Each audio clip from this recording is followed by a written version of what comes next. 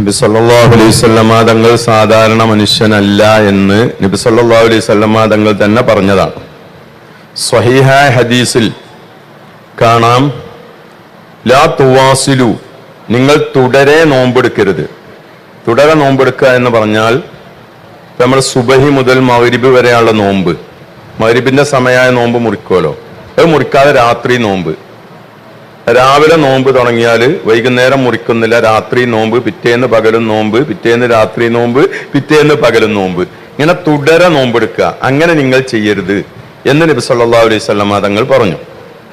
അപ്പൊ സ്വഹാബത്ത് ചോദിച്ചു, ഖാലു യാ റസൂലല്ലാഹ് ഇന്നക തുവാസിലു, നിങ്ങൾ അങ്ങനെ തുടരെ നോമ്പെടുക്കുന്നുണ്ടല്ലോ എന്ന് സ്വഹാബത്ത് ഇഷ്കാൽ ചോദിച്ചു. അപ്പൊ നബി സല്ലല്ലാഹു അലൈഹി വസല്ലമ തങ്ങൾ പറഞ്ഞു, ഇന്നി ലസ്തു മിസ്ലക്കും, തീർച്ചയായും ഞാൻ നിങ്ങളെ പോലെയല്ല. ഒരു റിവായത്ത്, ഇന്നി ലസ്തുക അഹദിൻ മിൻകും, ഞാൻ നിങ്ങളിൽ ഒരാളെ പോലെയുമല്ല എന്ന് മറ്റൊരു റിവായത്ത്, ഇന്നി ലസ്തുക ഹൈഅത്തിക്കും, എന്റെ പ്രകൃതം നിങ്ങളുടെ പ്രകൃതി പോലെയല്ല എന്ന് മറ്റൊരു റിവായത്ത്. ഈ മൂന്ന് റിവായത്തും ബുഖാരി, മുസ്ലിം തുടങ്ങിയ സ്വഹീഹായ ഹദീസുകളിൽ വന്നതാണ്. അപ്പൊ നബി സല്ലല്ലാഹു അലൈഹി വസല്ലമ തങ്ങളുടെ സംബന്ധിച്ച് മഹാനായ ഇമാം ഖാദി ഇയാദ് റഹ്മത്തുള്ളാഹി അലൈഹി ഒക്കെ ഇത്തരം ഹദീസുകളും മറ്റും വച്ച് വിശദീകരിച്ചത് കാണാം.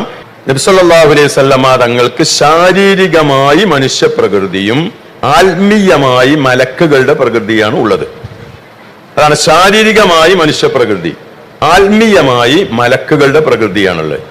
അതുകൊണ്ടാണ് ഈ ശാരീരിക പ്രകൃതിയാണ് ഏത് ആത്മീയമായും അതുപോലെ തന്നെ ശാരീരികമായും ഒക്കെ മനുഷ്യന്റെ പ്രകൃതിയാണെങ്കിൽ മലക്കുകളെ കാണാനോ മലക്കുകളെ കേൾക്കാനോ മലക്കുകളുമായി ആശയവിനിമയം നടത്താനോ മലക്കുകൾ പറയുന്നത് മനസ്സിലാക്കാനോ ഏതാവൂല, സാധിക്കൂല.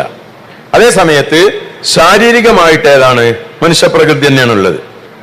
അതായത് മനുഷ്യർക്കുണ്ടാകുന്ന ഏത് ഭക്ഷണം കഴിക്കുക, അതുപോലെ തന്നെ എന്ന് പറഞ്ഞാൽ മലക്കല്ല എന്നർത്ഥം. അതേ സമയത്ത് ആത്മീയമായി നബി സല്ലല്ലാഹു അലൈഹി വസല്ലമ തങ്ങൾക്ക് ഒരു മലക്കുകളുടെ പ്രകൃതമാണ് ഉള്ളത്.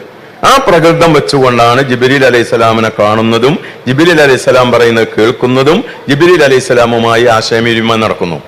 ഈ സാഹസിൽ ഒരുപാട് മലക്കുകൾ ഉണ്ടാവും, നമ്മൾ കാണുന്നുണ്ടോ?